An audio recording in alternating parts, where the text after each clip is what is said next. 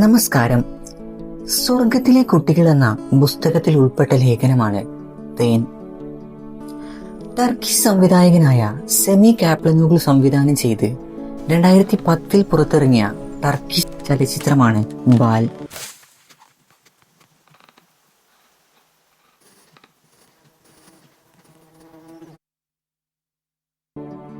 കാപ്ലനോഗ്ലു ഒരുക്കിയ യൂസഫ് ചലച്ചിത്ര ത്രയത്തിലെ അവസാന ചിത്രമാണിത്.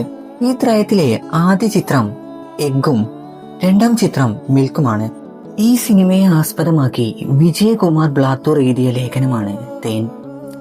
അച്ഛനും മകനും തമ്മിലുള്ള ആഴമുള്ള സ്നേഹബന്ധം, പ്രകൃതിയുമായുള്ള മനുഷ്യന്റെ അടുപ്പം, നഷ്ടത്തിന്റെ വേദന എന്നിവ ഹൃദയസ്പർശിയായി അവതരിപ്പിക്കുന്ന കൃതിയാണിത്. കിഴക്കൻ ടർക്കിയിലെ ഒരു മലഗ്രാമത്തിലാണ് യാക്കൂബ് കുടുംബത്തോടൊപ്പം താമസിക്കുന്നത്. മരങ്ങളുടെ മുകളിൽ സ്ഥാപിച്ച തേൻകൂടുകളിൽ നിന്ന് തേൻ ശേഖരിച്ചാണ് അയാൾ കുടുംബം പോറ്റുന്നത്. ഭാര്യയും 6 വയസ്സുകാരനുമായ മകൻ യൂസഫുമാണ് അയാളുടെ കുടുംബം. യൂസഫിന് സംസാരിക്കുമ്പോൾ വിക്കുണ്ട്.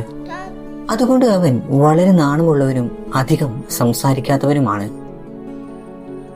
സ്കൂളിൽ കൂട്ടുകാരുമായി അടുപ്പമില്ല. ക്ലാസ്സിൽ പാഠമുറക്കെ വായിക്കാനും അവന് സാധിക്കാറില്ല. അവന് ശരിക്കും മനസ്സിലാക്കുന്ന ഒരേ ഒരു വ്യക്തി അവന്റെ അച്ഛനായ യാക്കൂബാണ്. യാക്കൂബിനും യൂസഫിനും ഇടയിൽ വളരെ ശക്തമായ ഒരു സ്നേഹബന്ധമുണ്ട്. പ്രകൃതിയിലെ ഓരോ കാര്യങ്ങളും അച്ഛൻ മകനെ പഠിപ്പിക്കുന്നു. പൂക്കളും മരങ്ങളും പക്ഷികളും കാടും എല്ലാം യൂസഫിന് അച്ഛനിലൂടെ പരിചിതമാകുന്നു. യൂസഫ് തന്റെ സ്വപ്നങ്ങളും ചിന്തകളും അച്ഛനോടാണ് പങ്കിടുന്നത്. മറ്റാരോടും സംസാരിക്കാത്ത യൂസഫ് അച്ഛനോട് മാത്രം സ്വതന്ത്രമായി സംസാരിക്കുന്നു. അതുകൊണ്ട് അച്ഛൻ തന്നെയാണ് അവന്റെ ലോകം. ഒരു സമയത്ത് തേൻ ക്ഷാമം രൂക്ഷമാകുന്നു. തേൻ കണ്ടെത്താനായി യാക്കൂബ് കാട്ടിന്റെ കൂടുതൽ ആഴത്തിലേക്ക് പോകുന്നു. പക്ഷെ ദിവസങ്ങൾ കഴിഞ്ഞിട്ടും അദ്ദേഹം തിരിച്ചെത്തുന്നില്ല. യൂസഫ് അച്ഛന്റെ വരവിനായി കാത്തിരിക്കുന്നു. പുറത്തു നിന്നുള്ള ഓരോ ശബ്ദവും അച്ഛന്റെ കാൽച്ചുവടാണെന്ന് കരുതി വാതിലിലേക്ക് ഓടുന്നു. അച്ഛന്റെ അഭാവം അവന്റെ മനസ്സിൽ വലിയ ശൂന്യത സൃഷ്ടിക്കുന്നു. ഗ്രാമവാസികൾ യാക്കൂബിന് അപകടം സംഭവിച്ചതായി അറിയിക്കുന്നു. വീട്ടിൽ ആളുകൾ കൂടിയിരിക്കുന്നത് കണ്ടപ്പോൾ യൂസഫിന് എന്തോ വലിയ ദുരന്തം സംഭവിച്ചതായി മനസ്സിലാകുന്നു. അവൻ അച്ഛനെ തേടി കാട്ടിലേക്ക് ഓടിപ്പോകുന്നു. ഇരുളും നിശബ്ദതയും നിറഞ്ഞ കാട്ടിൽ അവൻ അലയുന്നു. ഒടുവിൽ ഒരു വലിയ മരത്തിന്റെ വേരുകൾക്കിടയിൽ ചുരുണ്ടു കിടന്നുറങ്ങുന്ന യൂസഫിന്റെ ദൃശ്യത്തിലാണ് സിനിമ അവസാനിക്കുന്നത്. ഈ രംഗം യൂസഫിന്റെ ഏകാന്തതയും നഷ്ടബോധവും വളരെ ആഴത്തിൽ പ്രകടമാക്കുന്നു.